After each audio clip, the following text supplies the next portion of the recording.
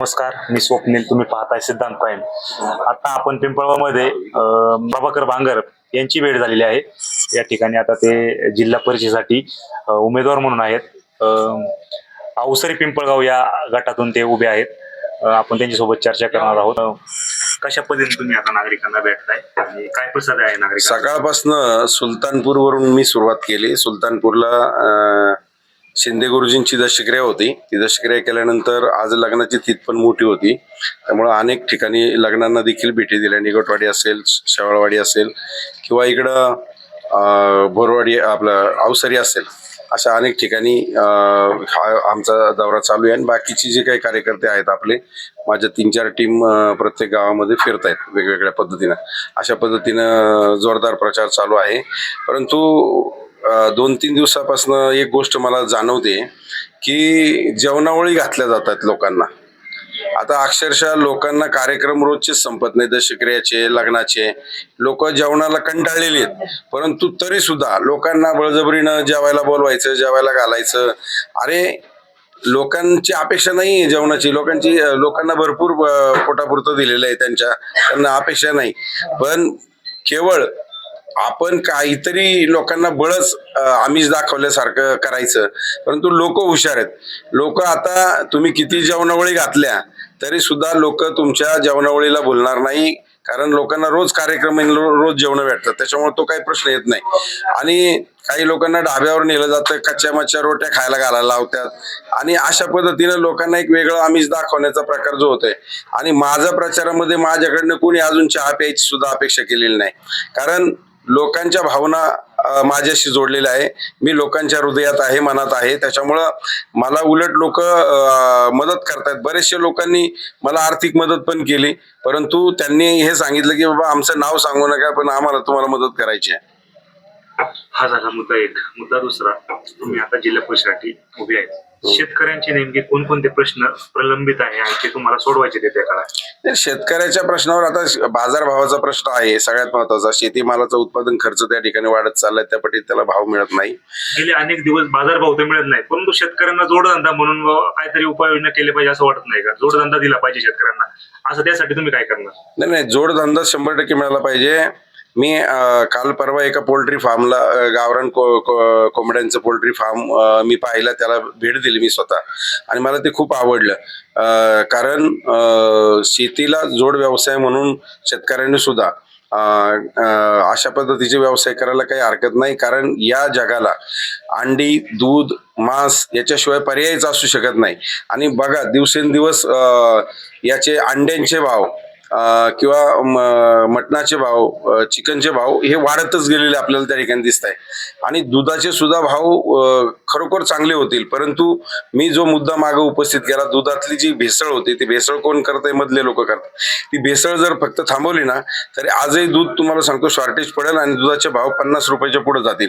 परंतु या गोष्टी करण्यासाठी सरकारची मानसिकता असावी लागते. भेसळखोरांना पाठीशी घालणारेच लोक तिथं सत्तेमध्ये बसलेले आहेत, आणि त्याच्यामुळे आज दुधाला भाव नाही. आणि मग मला त्या ठिकाणी जायचंय, याच्यासाठी जायचंय की आमच्या शेतकऱ्याला दुधाला भाव मिळाला पाहिजे.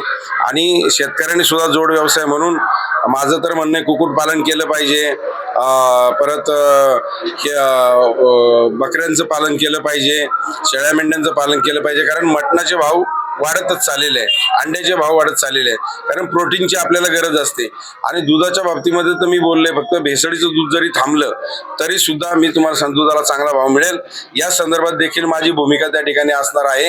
आणि शेतकऱ्याचं लाचारीचं जगणं किंवा त्याची गरिबी, त्याचं दारिद्र्य हटलं पाहिजे आणि त्याच्या जीवनात सुख शांती आली पाहिजे, ही माझी भूमिका पहिल्यापासून राहिलेली आहे आणि त्याच्यासाठीच माझा प्रयत्न असेल.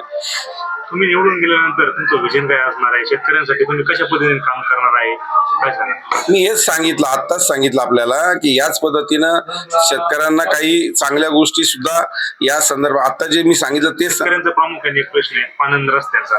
पानंद रस्त्यांसाठी तुम्ही काय काय योजना पानंद रस्त्याच्या बाबतीमध्ये शासनाने निर्णय घेतलेला आहे, तरी त्या ठिकाणी जर काही थोड्या लोकांचा विरोध असतो, त्या संदर्भात देखील याआधी देखील पानंद रस्त्याचे प्रश्न आम्ही मार्गी लावलेले आहेत.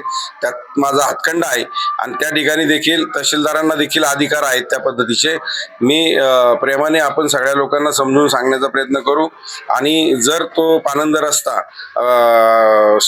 पूर्वीपासून शासनाच्या मालकीचा पानंद रस्ता असेल तर तो पानंद रस्ता खुला केलाच पाहिजे, कारण ती शासकीय मालकी आहे. त्या शेतकऱ्याचं क्षेत्र जेवढे गुंठे आहे सातबाऱ्याप्रमाणे मोजून देऊन आपण तो पानंद रस्ता खुला करू, म्हणजे जेणेकरून शेतकऱ्यांची अडचण त्या ठिकाणी राहणार नाही. रस्त्याचे पण देखील प्रश्न आहे, येत्या काळात ते कशा पद्धतीने सोडवून देणार? 100% जिल्हा परिषदमध्ये त्यासाठीच जायचंय, कारण जिल्हा परिषद मालकीच्या रस्त्यांची आज आपण दुरावस्था झालेली पाहतोय आणि गेली 8-9 वर्ष झाले झेडपीच्या निवडणुका न झाल्यामुळं आज त्या रस्त्यांची अक्षरशः चाळण झालेली आहे. जी जिल्हा परिषद शाळा आहे त्यांचं डिजिटल होणं गरजेचं आहे का? येस, पिंपळगावची एक जिल्हा परिषदची शाळा, माझ्याच गावची शाळा तुम्ही बघा, आज इंग्लिश मिडियमचा विद्यार्थी सुद्धा आमच्या मुलांपुढे फिका पडेल एवढं सुंदर शिक्षण आमच्या शाळेमध्ये दिलं जातं. त्यामध्ये ग्रामस्थांचं फार मोठं योगदान आहे आमच्या पिंपळगावच्या. आणि जर ग्रामस्थ एकत्र आले, सगळ्याच गोष्टी आपण शासनाकडे मागत बसणं हे पण चुकीचं आहे.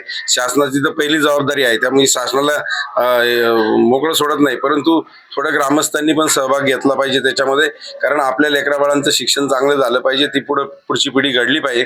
यासाठी आमच्या पिंपळगावच्या शाळेचा, जिल्हा परिषद शाळेचा आदर्श इतरही शाळांनी घ्यावा आणि त्याच धर्तीवर पिंपळगावची शाळा एक मॉडेल म्हणून आपण बाकीच्या शाळांमध्ये त्या पद्धतीचा प्रयोग करू आणि त्या शाळा सुंदर बनवू. तुम्ही निवडून आल्यानंतर पहिलं तुमचं काम कोणतं असणार आहे विकासभिमुख, जे तुम्हाला करायचंय? नाही, सगळेच प्रश्न महत्वाचे आहेत. मग शिक्षणाचा असेल, आरोग्याचा असेल, पाण्याचा असेल, विजेचा असेल, रस्त्यांचा असेल, सगळ्या क्षेत्रामध्ये. आणि शेतकऱ्यांचा तर पहिला महत्वाचा आहे. आणि समाजातले सगळे जे गोरगरीब घटक आहे, इतर जातीची जी लोक आहेत, त्या जाती धर्माच्या लोकांसाठी सुद्धा आपल्याला काम करावं लागेल. आम्ही मुस्लिम समाजाच्या लोकांसाठी सुद्धा ग्रामपंचायतमध्ये असणार इथं अगदी फार ईदगाह तयार करून देण्यापर्यंत सगळ्या गोष्टी ह्याच पाठीमागं इथं त्यांचं कब्रस्तान आहे, त्याला कंपाऊंडचं काम असेल किंवा तिथं ईदगाह तयार करण्याचं काम आम्ही देखील केलेलं आहे. आमच्या दलित बांधवांसाठी देखील आम्हाला काम करायचं, समाजातल्या सगळ्या जाती धर्माच्या लोकांना बरोबर घेऊन जाऊन त्यांच्यासाठी आपल्याला काम करायचं. शासनाच्या खूप अशा योजना आहेत, त्याच्या माध्यमातून आपण हे प्रश्न सोडू शकतो. मी त्या दिवशी पण सांगितलं, ग्रामपंचायतमध्ये असताना 5 वर्ष ग्रामपंचायत अतिशय सुंदर पद्धतीने चालून आणि जेवढे जास्तीत जास्त चांगलं काम करण्याचा प्रयत्न आम्ही त्या ठिकाणी केलेला आहे. आणि आजही माझ्या गावचे ग्रामस्थ आजही आमची आठवण त्या ठिकाणी काढतायत. नागरिकांना तुम्ही काय आव्हान करणार आहे? तुमचं चिन्ह काय असणार आहे आणि निवडणूक कधी असणार आहे? येत्या 7 तारखेला माझं चिन्ह आहे शिट्टी. शिट्टी या चिन्ह समोरचं बटन दाबून आपण सर्वांनी मला भरभरून मतदान करावं. वाजवा आमची शिट्टी आणि तुमची आमची कायमची जमावगट्टी. आणि माझे नेते आहेत राजू शेट्टी आणि विरोधकांची करा सुट्टी. मी परत एकदा सांगतो, म्हणून शिट्टी चिन्ह समोरील बटन दाबून आपण सर्वांनी मला भरभरून मताने निवडून द्यावं. आणि सध्या जेवणावळी सुरू आहे, खा त्यांचे मटण आणि दाबा प्रभाकरचे शिट्टीचे बटन, हे देखील मला त्यांना सांगायचंय.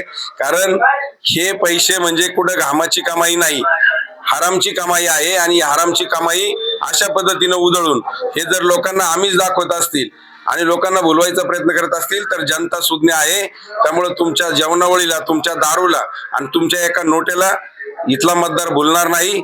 शेवटी लोकांना माहिती आहे वेळ प्रसंगाला कामाला येणारा माणूस कोण आहे, तर त्याचं नाव आहे प्रभाकर बांगर. कोणी कधी आवाज द्या, प्रभाकर बांगर अर्ध्या रात्रीला त्यांच्यासाठी हजर आहे.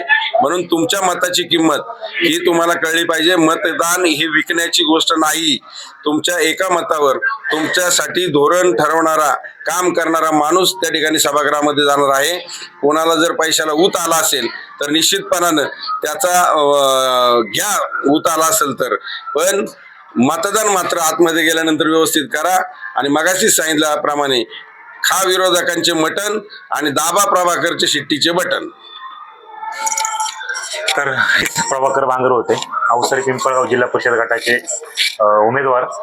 या ठिकाणी यांनी सांगितलंय की सर्व नागरिकांना आवाहन केलंय की चिठ्ठी समोरील बटन दाबून विजयी करा. पाहू येणाऱ्या काळात आता नागरिक काय करता येते. मी स्वप्नील, तुम्ही पाहताय सिद्धांत.